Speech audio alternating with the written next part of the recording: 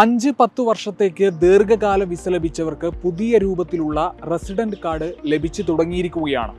Investor card എന്ന പേരിൽ golden നിറത്തിലുള്ളതാണ് പുതിയ റെസിഡന്റ് കാർഡ്.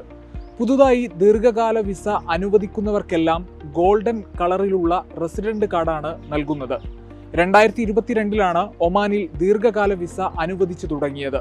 ആ സമയത്ത് എല്ലാവർക്കും നൽകിയിരുന്നതുപോലുള്ള റെസിഡന്റ് കാർഡുകളാണ് ദീർഘകാല വിസ ഉടമസ്ഥർക്കും നൽകിയിരുന്നത്. പുതിയ ഇൻവെസ്റ്റർ കാർഡിലേക്ക് മാറാൻ ആഗ്രഹിക്കുന്നവർക്ക് ROPയുമായി ബന്ധപ്പെട്ട് 21 റിയാൽ ഫീസ് നൽകിയാൽ സ്വന്തമാക്കാവുന്നതാണെന്ന് ഫെമിഷ് ബിസിനസ് സൊല്യൂഷൻസ് ഗ്രൂപ്പിന്റെ ഫൗണ്ടറും മാനേജിംഗ് ഡയറക്ടറുമായ മുഹമ്മദ് ഷാഫി ഗൾഫ് മാധ്യമത്തോട് വിശദമാക്കി. അതേസമയം നിക്ഷേപകരുൾപ്പെടെ മലയാളികളടക്കം ഇതിനകം നിരവധി പ്രവാസികളാണ് ദീർഘകാല വിസ സ്വന്തമാക്കിയിട്ടുള്ളത്.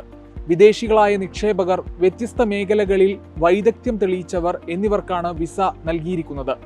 ആഭ്യന്തര ഉൽപ്പന്നങ്ങളുടെ വളർച്ചയ്ക്കും തൊഴിലവസരങ്ങൾ സൃഷ്ടിക്കുന്നതിനുമായി വിദേശി നിക്ഷേപകരെ ആകർഷിക്കുന്നതിനായാണ് ദീർഘകാല വിസ ആരംഭിച്ചത്. ഡോക്ടർമാർ അടക്കം ആരോഗ്യ മേഖലയിൽ നിന്നുള്ള 183 പേർക്കും ദീർഘകാല വിസ ലഭിച്ചിരുന്നു. ദീർഘകാല വിസ ലഭിക്കാൻ 2021 ഒക്ടോബർ മുതൽ മന്ത്രാലയത്തിന്റെ പോർട്ടൽ വഴി അപേക്ഷ സ്വീകരിച്ചു തുടങ്ങിയിരുന്നു. 5-10 വർഷത്തേക്കുള്ള വിസകളാണ് ഒമാൻ നിലവിൽ അനുവദിക്കുന്നത്. ആഭ്യന്തര ഉൽപ്പന്നങ്ങളുടെ വളർച്ചയ്ക്കും തൊഴിലവസരങ്ങൾ സൃഷ്ടിക്കുന്നതിനുമായി നിക്ഷേപങ്ങൾ ആകർഷിക്കുകയാണ് ദീർഘകാല വിസ പദ്ധതിയിലൂടെ അധികൃതർ ലക്ഷ്യമിടുന്നത്.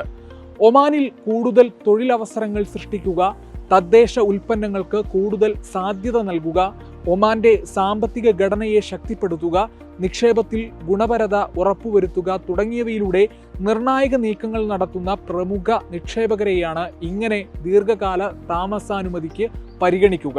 നിബന്ധനകൾക്ക് വിധേയമായി 5-10 വർഷക്കാലത്തേക്കായിരിക്കും താമസാനുമതി നൽകുക.